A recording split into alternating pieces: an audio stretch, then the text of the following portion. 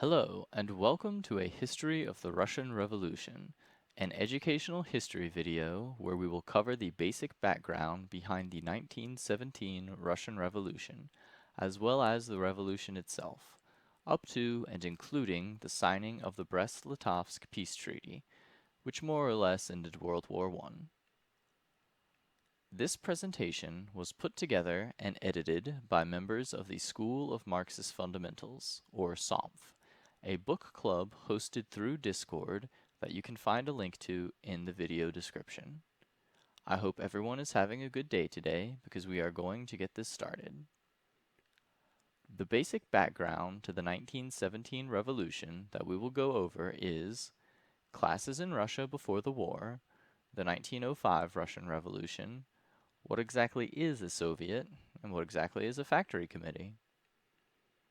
Before we start talking about the 1917 revolution, a revolution that was largely precipitated by World War I, we need to understand the situation in Russia before the war broke out. Russia was basically divided into four different sets of class interests, the largest class, by a huge majority, being the peasantry. It is important to understand that the peasantry in Russia, as this picture might imply, was working with a level of technology that was literally biblical. They did not have access to iron plows and had to work with largely wooden implements. The peasantry in Russia was not significantly different from other peasantries across world history. They wanted to own their own land, to cease paying rent to the landlords, tithes to the church, and taxes to the state. Ultimately, what the peasantry always wants is to be left in peace to farm their own land. Their own land means something more than just individual ownership of land in Russia. There was a widespread tradition of a commune form of agriculture in Russia called either the Mir or the Obshchina, which would periodically redistribute the land under its control so that the peasant families living within the Mir would have a roughly equitable land to adult ratio. The Obshchina was fundamentally a form of subsistence farming where the peasantry interacted as little as possible with the market and state. This insular and somewhat collectivist perspective tends to render the peasantry hostile to whichever class is currently ruling over it. In addition to the peasantry, there was also an industrial working class in Russia that was largely isolated to the major cities, primarily Petrograd and Moscow. These major Russian cities were home to some of the most advanced factories in the world at the time, but these factories could not have sprung out of the soil of Russia because of the otherwise low level of development found within the nation. Instead, these factories were imported from abroad, literally down to the nuts, bolts, and screws. The working class in Russia had similar demands to the working class internationally. They were interested in getting the right to unionize, higher wages, shorter working days, freedom of the press, and workplace protections. It is also important to understand that the industrial working class in Russia was not very far removed from the peasantry, typically only a generation or two, which basically means that the workers can, in times of necessity, dissolve themselves back into the peasantry with relatively little friction, and that peasants can often find avenues into joining the working class. And where there are big factories, there are, of course, big bourgeoisie, right? While this is true, the big bourgeoisie financing these factories were not located in Russia, but in France. In fact, the bourgeoisie in Russia was a fairly small and weak class that was composed more of lawyers, journalists, and doctors, and less of financiers, industrialists, and large merchants. This weak class of bourgeoisie was interested in strengthening their own class power through the winning of basic democratic rights such as the freedom to organize, freedom of the press, freedom of education, and having more say in the running of the Russian state.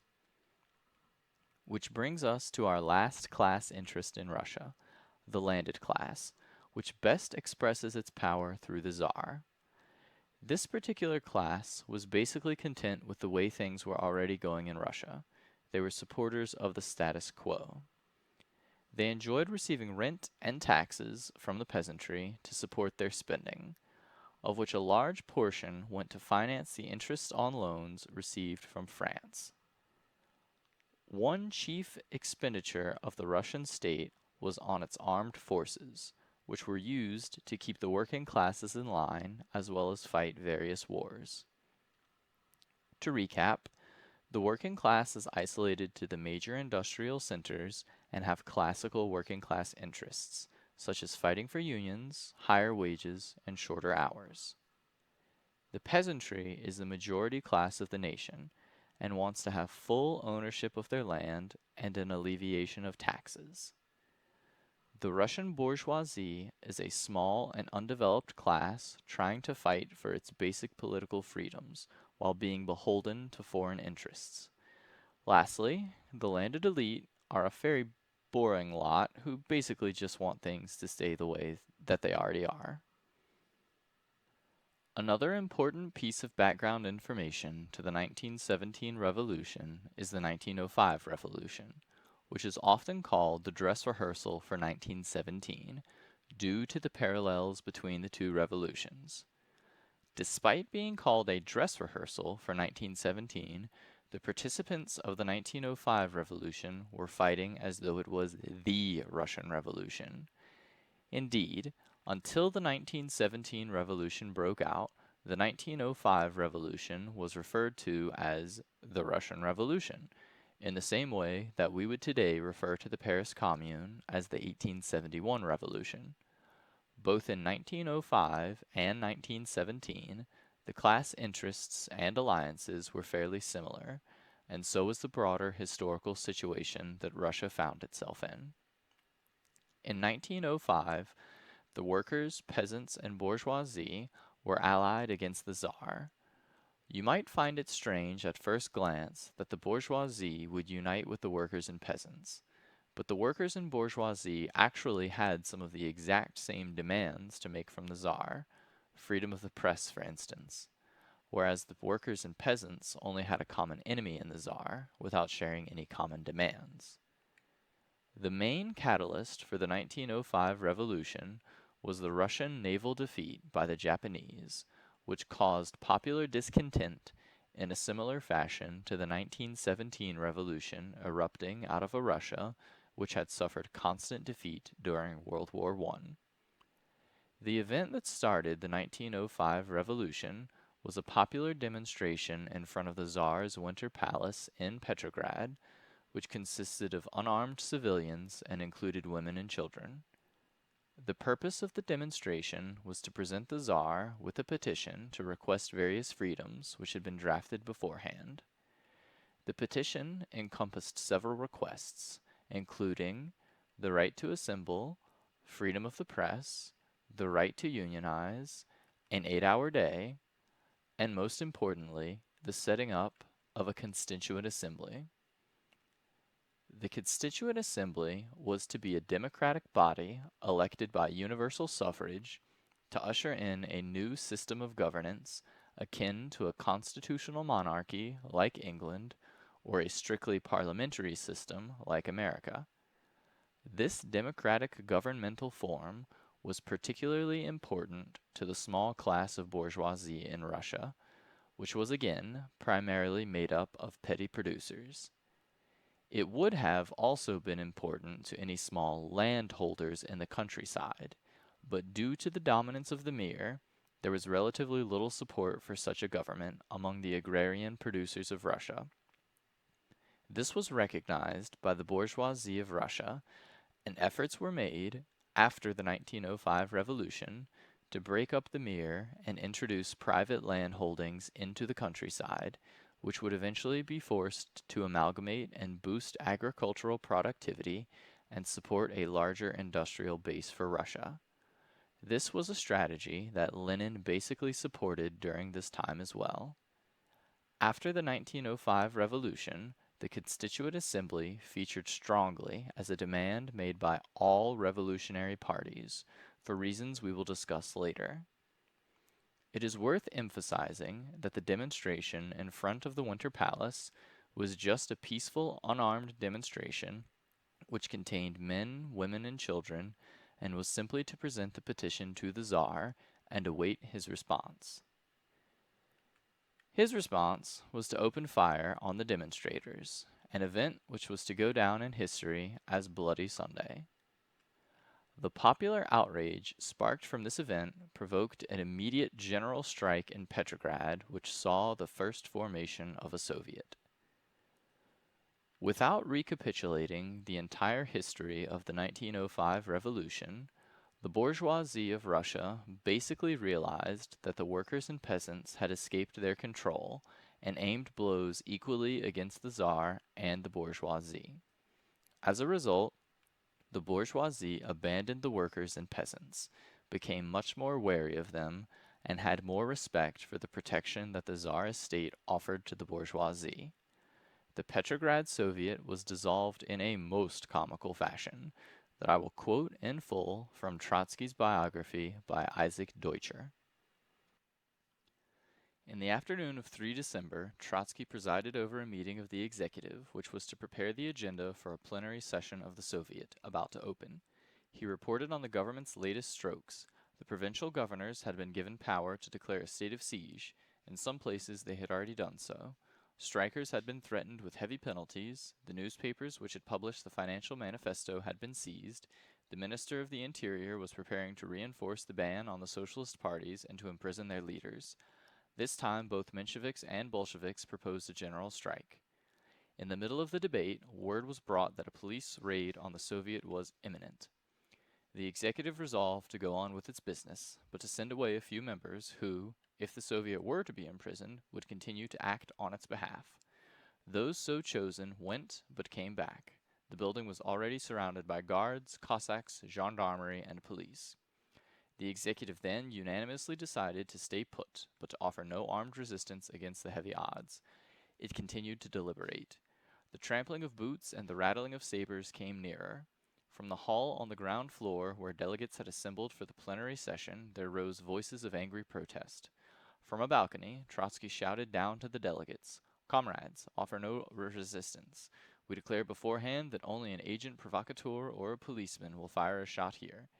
He instructed the delegates to break the locks of their revolvers before surrendering them to the police. Then he resumed his chair at the executive's conference table.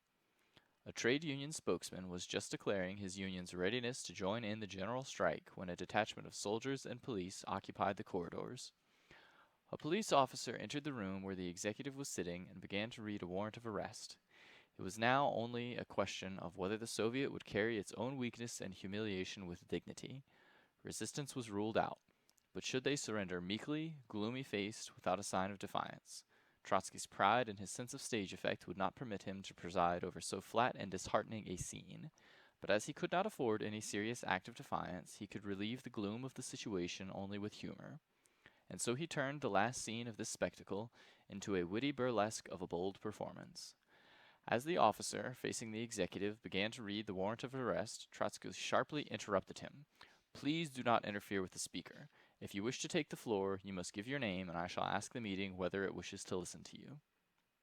The perplexed officer, not knowing whether he was being mocked at or whether he should expect armed resistance, waited for the trade union delegate to end his speech. Then Trotsky gravely asked the executive whether he should allow the officer to make a statement, for the sake of information.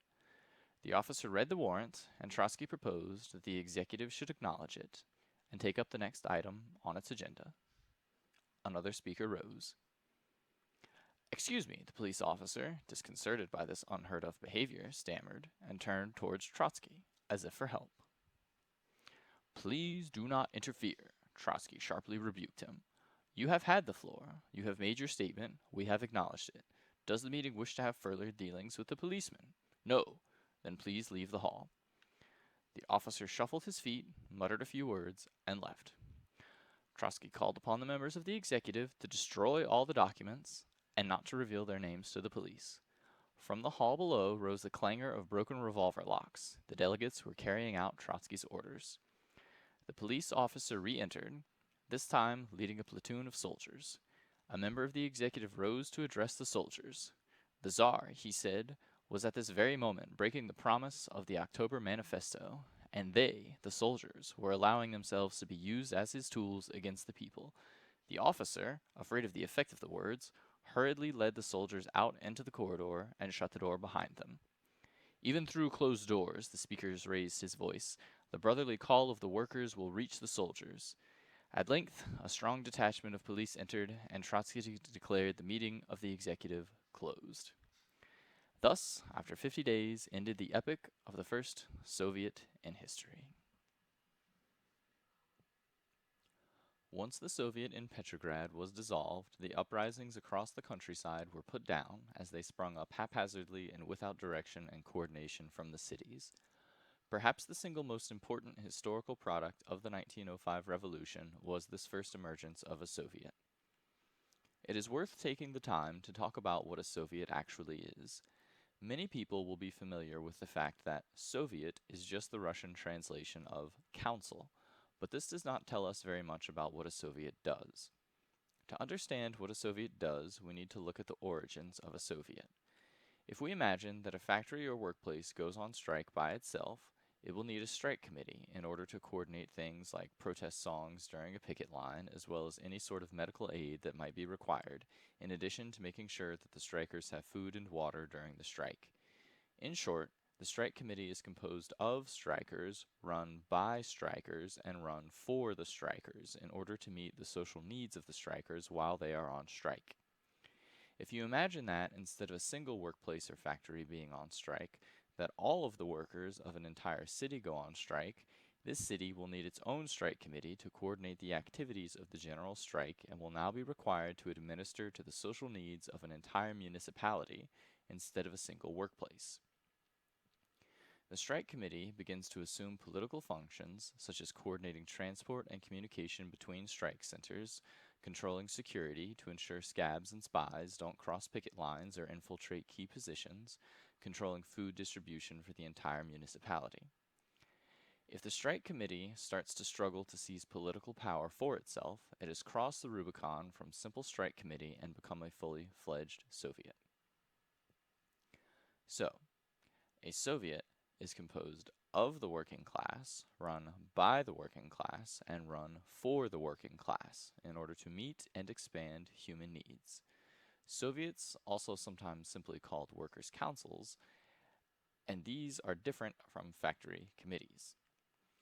Factory committees are focused on the specific day-to-day management of a singular workplace, where a Soviet is focused on a broader geographic region.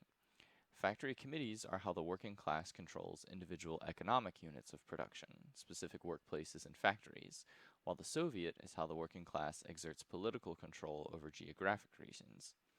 Because a Soviet requires the cooperation of the factory committees in order to operate, there's a lot of interaction between the two types of organizations, and the divide between them is usually not very strict.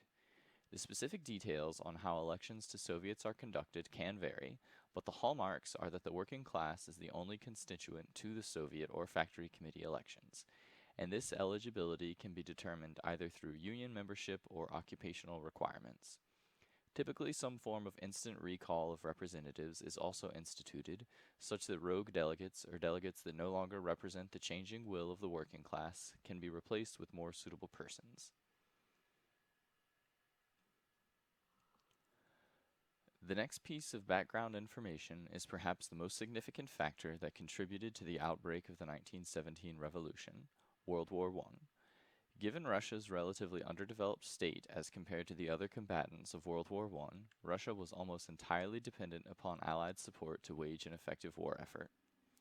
Russia's military was basically a peasant army that was being thrown against the meat grinder of Germany's advanced war machine, based around a more advanced industrial capacity that was also organized along more modern lines than Russia's army. The result of this is that Russia suffered constant defeat and a weakening of the army's morale. Because of the constant defeats, desertions among the soldiers were an aggravating factor, adding to the chaos that the country was experiencing. Additionally, workers who went on strike during wartime, the most militant and well organized, were drafted and sent to the front lines, which only served to increase discontent within the army. In short, Russia had lost World War I before the revolution forced her to withdraw from the war.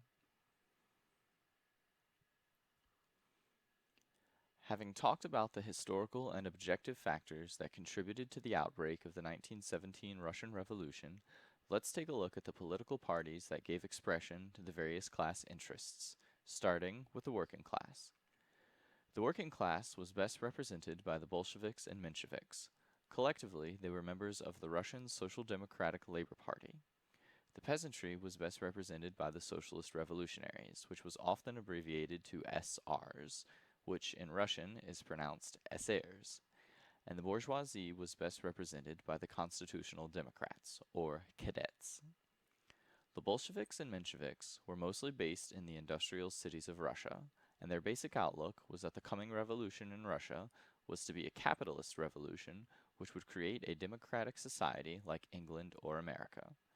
The main difference between the Bolsheviks and Mensheviks leading up to the 1917 revolution was that the Bolsheviks believed that the working class had a major role to play in the democratic revolution, and the Mensheviks did not. You may be wondering why the socialist parties in Russia were not fighting for a socialist revolution. It was common coin on the left at the time that socialism could only be established out of capitalist nations because socialism requires a high level of industrial and agricultural development in order to meet the material needs of the whole nation. This high level of development could only come about through the capitalist process of concentrating production into massive socialized forms which were operated under individual direction. Trying to jump straight from a semi-feudal nation like Russia to socialism would be a bit like trying to bake bread with wheat. The wheat needs to be ground down into flour before it can be baked into bread. There were two, and we can say this categorically, exceptions to this perspective: Trotsky and Parvus. After the 1905 revolution, Trotsky and Parvus developed the theory of permanent revolution, which took a broader perspective on the Russian Revolution. Put briefly, it stated that because the bourgeoisie in Russia was such a weak class, they would be unable to seize political power for themselves in the coming revolution, and that the only class capable of holding power would be the working class, who, having come into possession of power, would not be content to limit themselves to only carrying out a democratic revolution, but would push the revolution towards socialist aims. This would not be a problem, because, though Russia lacked the level of development necessary to pursue socialist goals, capitalism had already outgrown its national character and was a worldwide system which would be violently disrupted by a revolution in any of its major parts. Which is to say that the Russian Revolution would start the world revolution, but it would be incapable of finishing the revolution, and would be reliant upon the more advanced countries like Germany to provide it with the means for development necessary to establish socialism. This is parallel to how advanced industry in Russia was capable of being established by imports from France, despite Russia being incapable of generating that industry alone.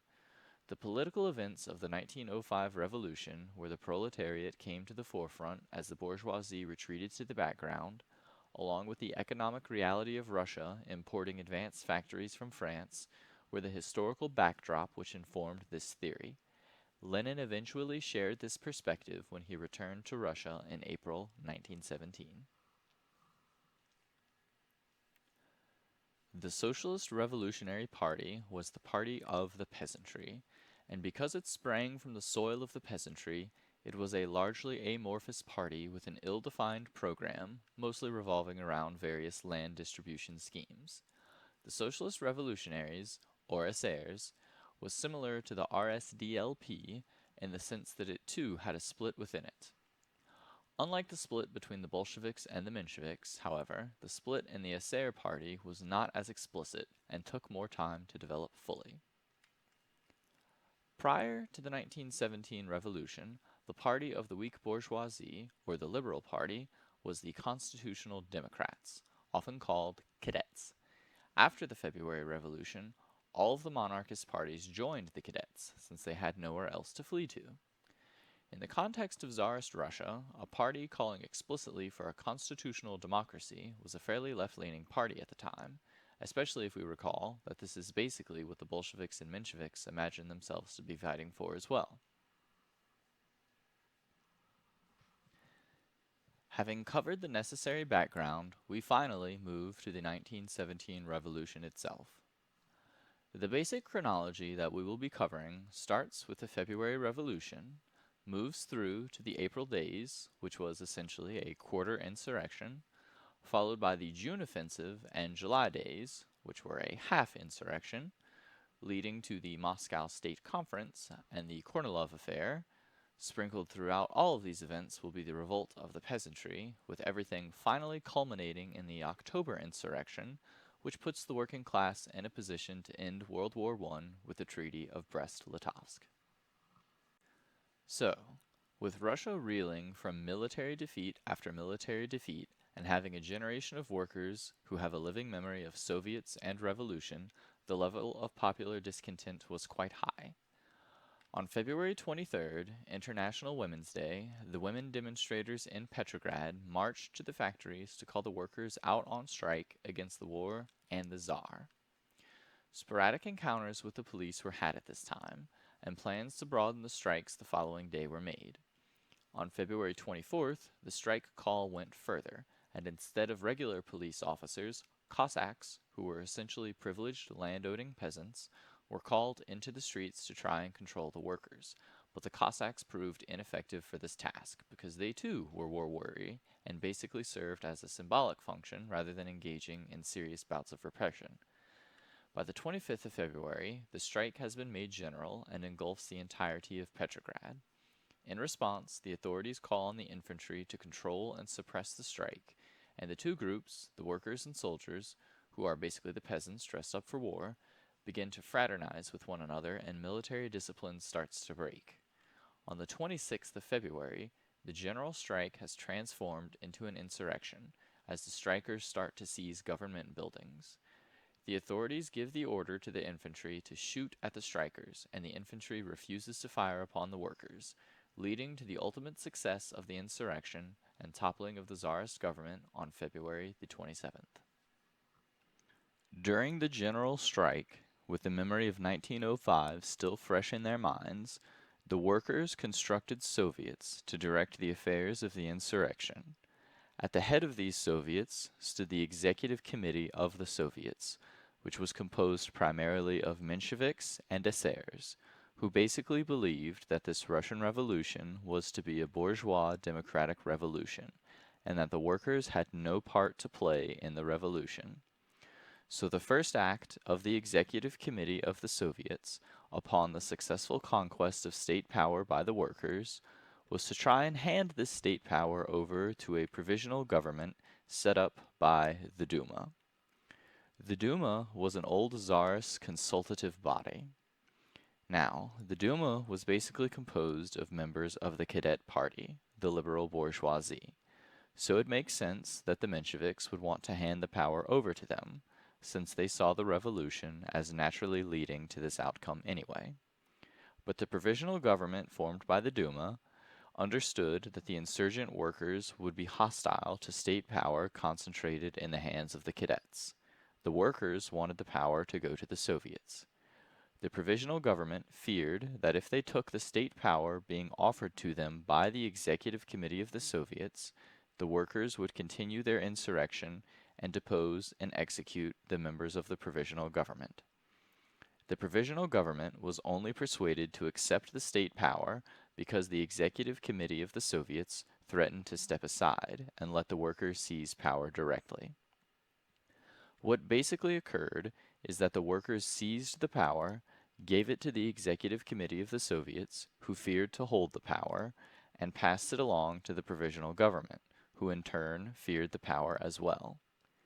A system of dual power was established, wherein both the provisional government and the Executive Committee of the Soviets fearfully held state power jointly.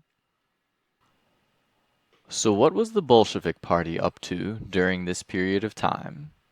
Basically, they were advocating for support of the provisional government along with the Mensheviks, because they too thought that the Russian Revolution was to be a bourgeois democratic revolution, and that this was the natural course it should take.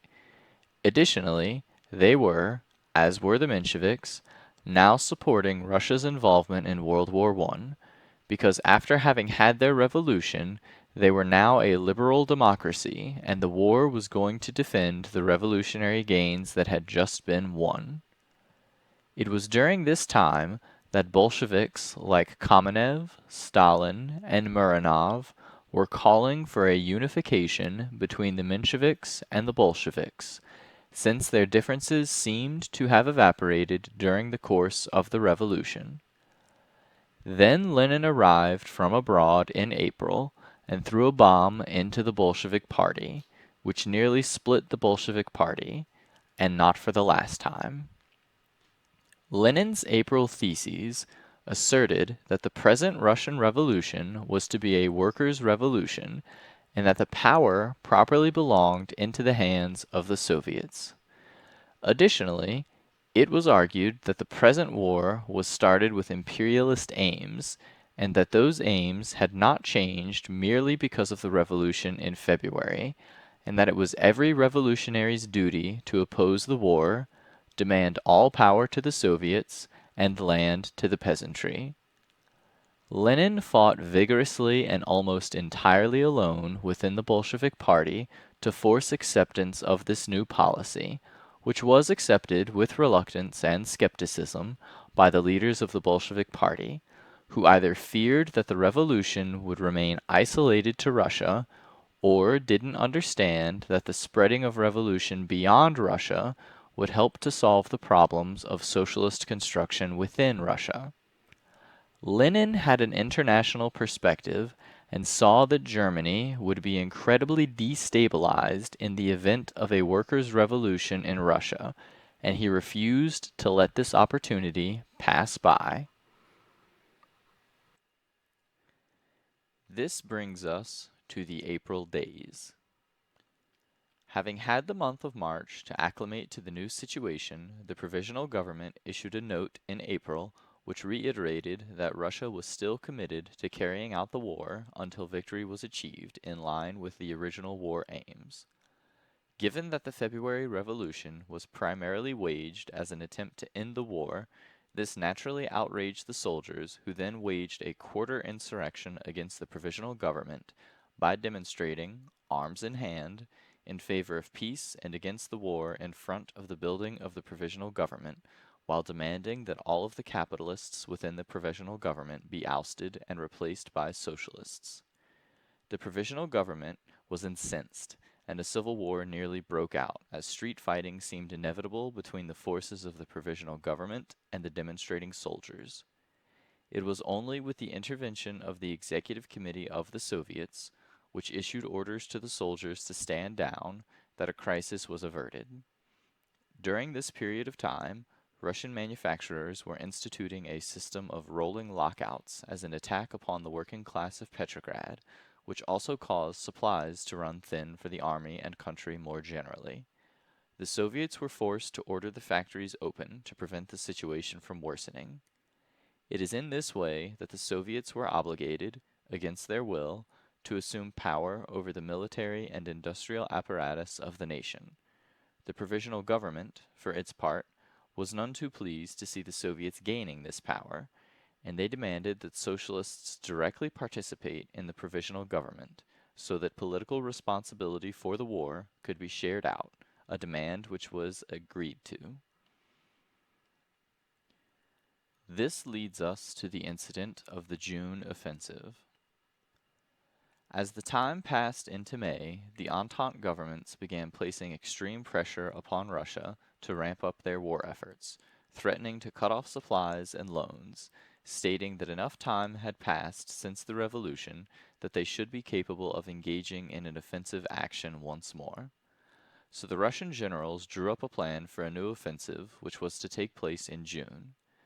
The generals and the provisional government had no real faith that the offensive would yield any serious victory, but they hoped that by commanding the military during a major offensive, that the control of the nation could be stripped away from the Soviets, and that the bloody defeat will basically kill off the revolutionary and insurgent soldiers. The offensive, when it was carried out, was executed in a sloppy and uneven manner, which took about an entire month to fully collapse into total defeat. What is most curious about the June offensive is that it happened at all, especially if you consider that the soldiery engaged in a revolution in February to end the war, and again engaged in a partial insurrection in April to end the war. So why did the soldiers follow orders to go on the offensive in June? Basically, the soldiers were craving peace by any means, and the propaganda surrounding the offensive promised that if Russia made one last huge push, that peace could be achieved through victory. The soldiers, not having seen peace through revolution or negotiations, were willing to make one last military effort to try and achieve peace. During this period of time, the peasantry began tentatively seizing the land through circuitous and cheeky methods. They would refuse to harvest timber for the landlord, stating that the forests were pending redistribution by the land committees at a later date, when the Constituent Assembly was to convene. In like manner, they would stop paying rent because the land was about to be redistributed. The peasantry was cautiously feeling its way forward to see how much they could get away with. Meanwhile, the Socialist Revolutionary Party was beginning to fracture, with the left essayists starting to emerge with more militant demands for immediate seizure of land, which was to be given directly to the peasantry, and the right essayists trying to put off this possibility and placing more faith on the future Constituent Assembly to sort things out. In June, in Petrograd, the soldiers pressured Pravda, the Bolshevik newspaper, to call a demonstration of the soldiers for the purpose of demanding a breakup of the coalition with the bourgeoisie. The soldiers wanted to demand that the Congress of Soviets, which was currently taking place, take all power into its own hands and stop collaborating with the provisional government. The Soviet Congress, hearing news of this demonstration, forced it to be called off and attempted to disarm the soldiers and workers. The fear among the Soviet Congress was that, because the Bolsheviks had called for the demonstration, it would be an insurrection aimed at seizing the power directly for the Bolsheviks. In order to appease the soldiers and workers, the Soviet Congress called for their own demonstration in order to prove to the Bolsheviks that the workers and soldiers were supporters of the existing Soviet order and not the Bolsheviks. When the demonstration actually took place, the soldiers and workers were overwhelmingly seen carrying Bolshevik slogans throughout the streets, and the current Soviet authorities' confidence in themselves was shaken, while the workers and soldiers felt themselves to be on the cusp of victory, having seen their own strength demonstrated so thoroughly. This brings us to the July days. Having felt themselves to be so absolutely powerful during the June demonstration, the Petrograd workers and soldiers became impatient with the Bolsheviks, who were refusing to take more direct steps to ensure that all power would be given to the Soviets. The Bolsheviks, unable to restrain the workers and soldiers of Petrograd, decided to lead the movement, which became known as the July Days, in order to keep it as passive as possible. Given the level of energy among the workers and soldiers of Petrograd, as passive as possible meant that a half insurrection was waged, and armed soldiers and workers demonstrated outside of the Soviet headquarters, demanding that the Soviets take all power to themselves, at which point the Soviets simply said no, which was the entire weakness of the position of the working class at this point in the revolution. The Soviets, which were supposed to be answerable to the workers, had briefly escaped their control.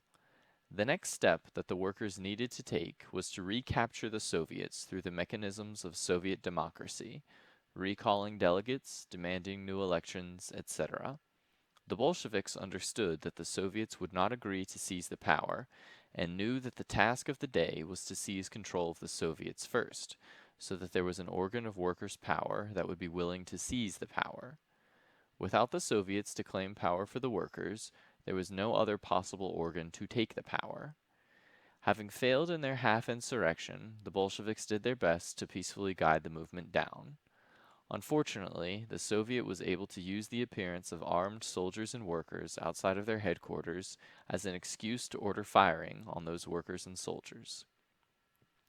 An important detail to remember with the July Days is that the June offensive was only fully collapsed about the same time as the July days happened, which led to the wild agitation being spread that the Bolsheviks were German agents and their activities in July had disrupted the main centers of production, and this was the reason why the June offensive failed. Additionally, up until the July days, the provisional government had basically been propped up by the Soviets, who had, in turn, basically been propped up by the confidence of the workers and soldiers. After the July days, the Soviets had lost the confidence of the workers and soldiers, and so were massively weakened in contrast to the provisional government, which was now being pressured and gaining strength from the counter-revolutionary elements, such as the officer corps. Because of this loss of support from the workers and soldiers, a new coalition was required in order for the provisional government to keep functioning at all, and a state conference was called to meet in Moscow. Lastly, the Bolshevik Party, which initially found itself in declining popularity due to the accusation of being agents of Germany, bounced back very rapidly and grew to new heights as the workers and soldiers began to realize that those who were hurling slanders were the same people that were enemies of the workers and soldiers. In fact, the Bolshevik Party grew so much that by the time of the October Revolution, only 5% of the party had been members prior to the February Revolution. The Bolshevik Party of October was not the same Bolshevik Party of February, not in program or composition. This will take us to the Moscow State Conference. The situation at the Moscow State Conference was that the Mensheviks and Essaires had lost the support of the workers and soldiers, and so the Soviets themselves appeared weak, given that they were staffed primarily by Mensheviks and Essaires. This gave new confidence to the cadets, who began devising a plan to crush the Soviets and establish a dictatorship. There were two individuals vying for the position of dictator: Kerensky, who was the head of the provisional government and an Essaire, and Kornilov, who was an army general. The basic plan was to provoke the Bolsheviks into an untimely insurrection by enacting overly harsh and draconian laws, and once this insurrection was attempted, martial law would be declared, the Soviets would be purged, and a dictatorship established. The Moscow State Conference was more or less an attempt by both Kerensky and Kornilov to win the support of the cadets, such that they could carry out this plan and install themselves, and not the other, as dictator. It is also worth noting that one of the chief reasons the conference was held in Moscow, as opposed to Petrograd, was that it was argued that Petrograd was the only revolutionary center, and that Moscow would better reflect the broader Russian sensibilities, which were inclined to support the provisional government and Soviets as they were. This proved to be untrue, and the entire city of Moscow experienced a general strike for the duration of the conference, which had to be held in candlelight and without transportation to and from the conference, due to strikes of the electrical workers and transportation workers. Kerensky, being the current head of the provisional government, was better positioned to make a first attempt at carrying out the counter-revolutionary plan. Unfortunately for Kerensky, he was too much of a politician to command the respect of the military apparatus that he would need to wield in order to purge the Soviets. And what is more is that the Mensheviks and Essaires became very nervous about this plan, because they realized it would be their heads on the chopping block when the Soviets were purged, because they were its current leaders. This led to Kerensky being unable to carry out the counter-revolution, but did produce a lot of damning evidence as proof that he had made the attempt at all. Kornilov, on the other hand, had prior experience with arranging affairs so that Soviets could be purged. He was in charge of the war front that covered the city of Riga, which had been won over to the Bolsheviks, and the Bolsheviks had seized control of the Soviets within Riga, so Kornilov simply allowed the Germans to take the city and purge the Soviets after instituting martial law. Kornilov was threatening to allow the same fate to befall Petrograd. As part of his plan to crush the Soviets in Petrograd, Kornilov began encircling the city with Cossack divisions, which caused a panic inside the Petrograd Soviet, which was, by this time and once again, headed by Leon Trotsky, who formed a committee of defense against counter-revolution. The Committee of Defense was able to call upon the revolutionary sailors of Kronstadt to send armed sailors to defend Petrograd, along with the cruiser Aurora, which was parked in the harbor nearest to Petrograd. Additionally, the Committee of Defense was able to send messengers out to the Cossacks, which had encircled Petrograd, and inform them of the situation. The Cossacks, as it turns out, were unaware of the plans, and upon learning of the situation, refused to help with Kornilov's plot any longer. Lastly, an edict was issued that no military orders coming from the provisional government were to be obeyed, unless they also had approval from a member of the Soviet. Kornilov's insurrection was defeated. Returning to the peasantry once more, now that we are approaching October, leads us to see that they have become far more aggressive in their efforts to seize the land. Many manors are being burnt to the ground and stripped of anything of value. Landlord estates and holdings are being claimed and redistributed roughly evenly among the peasantry.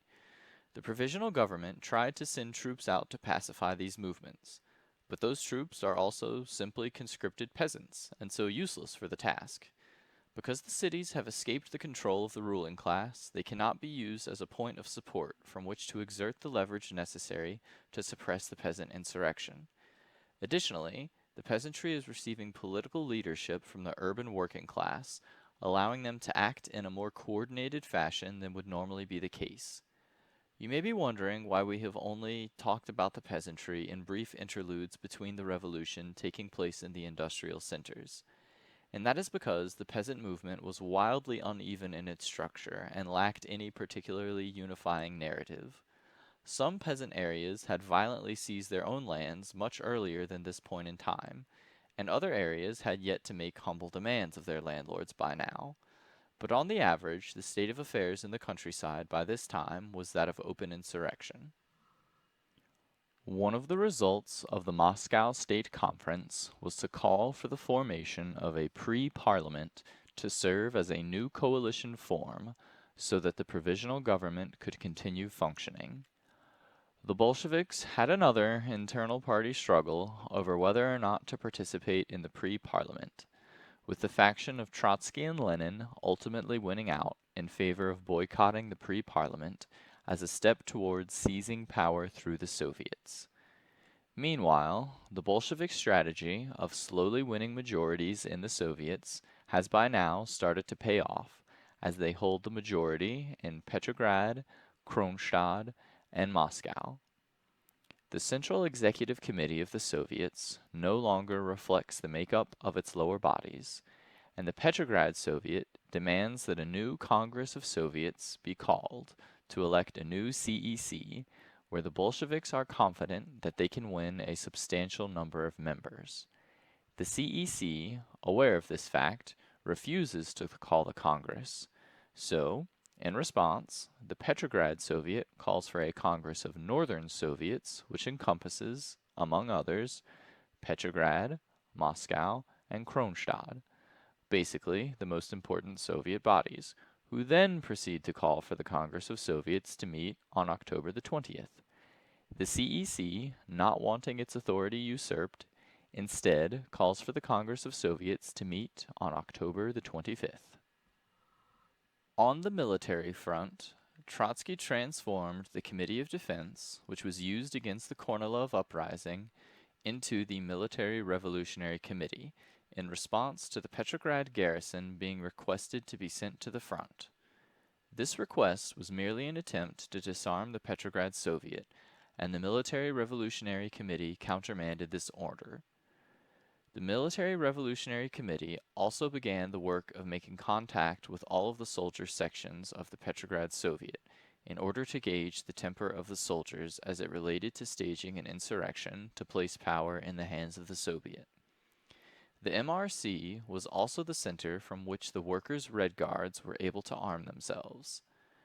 By getting into contact with the weapons factory committees, the MRC could submit orders for rifles that would be filled and distributed to various Red Guards.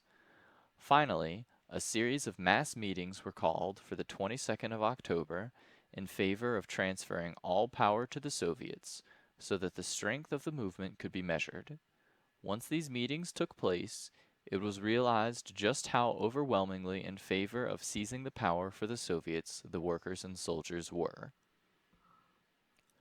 The Bolshevik Party was, again, almost ripped apart over the question of staging an insurrection. The basic plan for the insurrection was for the Military Revolutionary Committee to seize governmental power before the convocation of the Congress of Soviets, so that it could be handed the power when it met. Zinoviev and Kamenev, two members of the Central Committee of the party, went so far as to make public their opposition to the Bolshevik plans for insurrection, effectively announcing to the world that the Bolsheviks were going to stage an insurrection. Lenin rightly called them the strike breakers of the October Revolution. Lenin argued furiously for the need to stage an insurrection and threatened to resign his position on the Central Committee in order to agitate among the rank and file of the party in favor of the insurrection. This finally brings us to the October Revolution. On the 25th of October, forces from the provisional government shut down a Bolshevik printing press, and orders were issued to the cruiser Aurora to return to the sea. This was the spark that set off the October Revolution.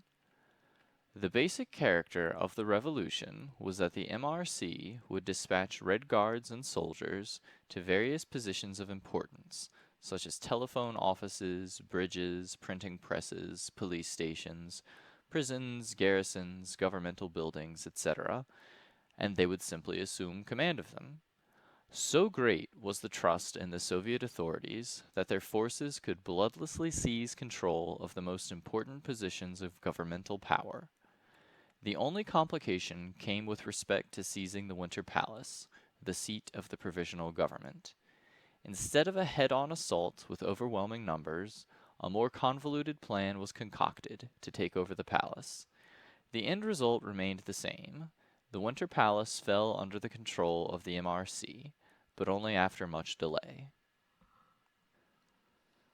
When the Congress of Soviets met, a presidium of 14 Bolsheviks and 7 left esaires was elected. The Mensheviks and right esaires left the Congress upon realizing they were in the minority.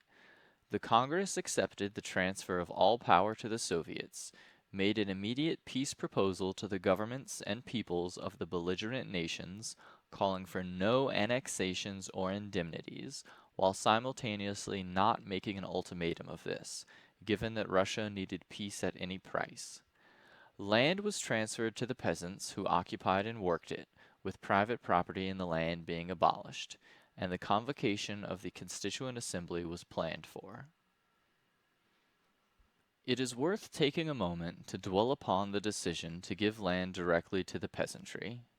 Rosa Luxemburg famously opposed this decision on the grounds that a socialist economy is precisely that, socialized, and the fragmentation of land into many small peasant holdings is a direct obstacle to the rational and mass scale of agriculture necessary to support a socialized nation. It was, of course, impossible for the industrial workers of Russia to win their revolution without simultaneously fighting to help the peasants to win their revolution, and any such calls to aggregate the land and take it out of direct control of small peasant families would lead to peasant hostility, which would destroy the revolution. Paul Levi, a disciple of Luxemburg, grants that this may have been a necessary evil for the success of the Russian Revolution, but that the Bolsheviks' mistake was in refusing to acknowledge it as an evil. In so doing, they made a virtue of necessity and canonized the idea that the interests of the workers and peasants were harmoniously in accord when they merely shared a common enemy. The enemy of your enemy is a friend only as long as your common enemy remains, and the peasants only remained an ally of the working class while the revolution lasted. Afterwards, the peasantry became hostile to the new regime, and it is only fair to say that the new regime did not treat the peasantry gently either.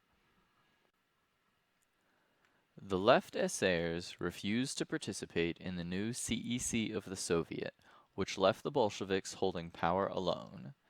The left essayists believed that all Soviet parties should be represented in the CEC and chose to attempt to persuade the right essayists and Mensheviks to participate in the Soviet. Meanwhile, the right essayists and Mensheviks are stoking civil war against the new Soviet government, which leads to various armed revolts occurring within Petrograd. The revolts were put down by the Red Guards, and the situation within Petrograd stabilized. However, Petrograd finds itself isolated from the rest of the country due to strikes by the Railway Workers' Union and other communication sectors against the Soviet. These unions also believed that all Soviet parties should be represented in the CEC, but this belief was primarily concentrated at the top of the unions, and the rank-and-file workers gradually broke the resistance of their leaders to the new Soviet order. Kerensky, the old head of the provisional government, had been at the war front during this period of time, and had rallied together Cossack troops in an attempt to retake Petrograd from Soviet control. The Soviet sent various representatives to meet with the Cossacks in an attempt to explain the situation to them, which had previously been enough to dissipate military attempts to suppress the Soviets. The Cossacks were unmoved and continued to march on Petrograd, which was forced to mount a genuine military defense of itself. As soon as the Cossacks encountered a serious military resistance to their offensive, their attack crumbled. The Cossacks had been led to believe that seizing Petrograd would be a trivial matter, and when this proved not to be the case, they became quite angry with Kerensky, and he had to clandestinely escape from his own war camp. Afterwards, Kerensky fled to America, where he worked at Stanford University until he died in 1970. The bourgeoisie know how to take care of their own. The Petrograd Soviet had now survived attempts, both internal and external, to overthrow its rule. Since these rapidly developed shock tactics had failed to overthrow the Soviets, more well-prepared campaigns were clearly necessary. The seeds of the coming civil war had been sown, but the Soviets had bought themselves a breathing space to prepare for this war. The Constituent Assembly had long been delayed by the provisional government because they feared the influx of the masses into politics, which was basically the same reason that the Soviets had been feared. Now that the Soviets had taken the power, the Constituent Assembly was back on the immediate agenda, more or less because no party had bothered to update their program on the Constituent Assembly, which was, with the existence of Soviet power, an outdated institution. The basic problem with the Constituent Assembly as a representative body is that it simply represents the population of Russia as an undifferentiated mass. The Soviets, on the other hand, give representation and power specifically to the working class. Having a singular class force behind it allows the Soviets to wield power much more cleanly and efficiently than having to negotiate and work with other classes in a form of organization like the Constituent Assembly. The bourgeoisie are capable of operating in such class amalgamations because they are the economically dominant class and can convert their economic strength into political strength. So the Constituent Assembly was actually called for and elected, but it was elected based on party lists which had been drawn up much earlier in the year and included Kerensky, for example, on the Eser party list, despite the fact that the Eser party had more or less split between left Esers, who were roughly supporters of Soviet power, and the right Esers, who were not.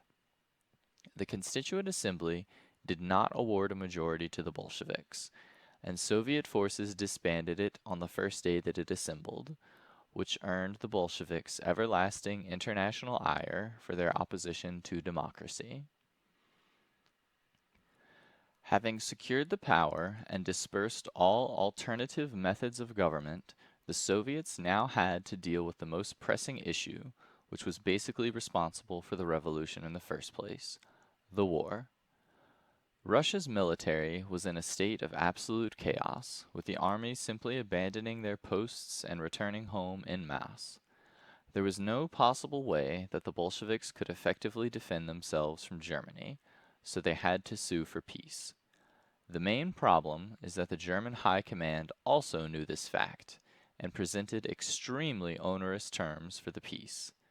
By itself, this was not an unbearable state of affairs, but by signing a treaty with the German Kaiser, which sanctioned the annexation of various lands, after waging a revolution against a war for annexations, the Bolsheviks were afraid that it would be interpreted as an act of betrayal to the world revolution, and would appear as though they were selling out those lands. Indeed, there were many among the Bolsheviks and leftist who felt that such a treaty would be a betrayal, and instead argued that a revolutionary war should be waged against Germany. This led to yet another near split within the Bolshevik Party, which would have ended with Trotsky as head of the party and very likely with Lenin in jail, since Lenin was a supporter of signing the peace agreement. The Bolsheviks initially rejected the peace terms offered to them, but they also refused to pursue the war, a diplomatic move which was unprecedented in history. The Germans considered the Russian unwillingness to pursue the war and their demobilization of the army to be irrelevant, and the German army rapidly advanced into Russia, which forced the Bolsheviks to accept the German peace terms, which were made far more burdensome. After accepting the peace treaty under clear duress, nobody doubted that the Bolsheviks had done all they could in order to avoid treating with the German Kaiser. Luckily for Russia, the draconian terms of the treaty were rendered largely irrelevant once the German state collapsed during the outbreak of the German Revolution, an event which the Bolsheviks placed all their hopes for the success of their own revolution on. This was also the exact outcome that Lenin had predicted, and why he was comfortable accepting the peace terms that Germany had offered. This is a list of the materials that this video is based off of, with the underlined work by Trotsky forming the backbone of the presentation. This book by Trotsky, along with the one written by John Reed, are books that we read and discuss together in the School of Marxist Fundamentals. So if you are interested in reading them with the group, you can join us for the next time we cover these works. All of these works should be freely available on the internet, and if you need any help finding them, you can contact us at the book club. Additionally, if you have any questions or wish to discuss aspects of this presentation, you are more than welcome to join our book club and converse with us. The German Revolution was alluded to quite a bit during this video. Indeed, Trotsky and Lenin made many hopeful references to it during 1917 as well, because the fate of the Russian Revolution was largely tied to that of the German Revolution. The next video that we will work on will cover the German Revolution from the period 1918, probably ending in 1923, but possibly covering some events up to 1933 in less detail. Thank you for watching the video, and I hope you have found it useful.